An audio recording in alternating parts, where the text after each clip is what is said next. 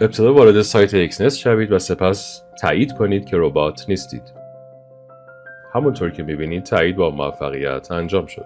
حالا توی این مرحله اطلاعاتی مثل کشور، ایمیل و رمز عبورتون رو وارد کنید. اگر با لینک چراغ ثبت نام کنید به طور خودکار زیر مجموعه ما میشید. اگر نه، باید کد رفرال چراغ رو تو این کاد وارد کنید تا زیر مجموعه چراغ بشید.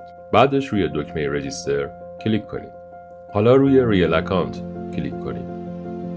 همونطور که میبینید ثبت نام شما با موفقیت انجام شد. برای تکمیل پروفایلتون روی کامپلیت پروفایل کلیک کنید. بعدش باید جزئیات اطلاعاتتون رو تایید کنید. پس روی Get Started Now کلیک کنید. برای تایید ایمیل یک کد به ایمیلتون ارسال میشه. همون کد رو اینجا وارد کنید. بعدش روی Complete Now کلیک کنید. اینجا باید اطلاعات شخصیتون مثل نام و نام خانوادگی، تاریخ تولد، کشور، جنسیت و آدرس محل سکونتتون رو وارد کنید. بعدش برای تایید اطلاعات روی Submit کلیک کنید. تو این مرحله حدود 16 سوال از شما پرسیده میشه. بر اساس شرایط خودتون به سوالات جواب بدید. این بخش مربوط به هشدارهای ریسک معاملات. متن‌ها رو مطالعه کنید و هر سه تیک رو فعال کنید. بعدش روی دکمه Submit کلیک کنید.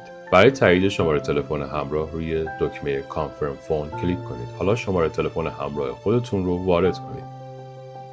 و سپس روی دکمه Continue کلیک کنید. برای تایید شماره تلفن یک کد به شماره‌تون ارسال میشه. همون کد رو اینجا وارد کنید. همینطور که مشاهده میکنید همه مراحل تایید شده.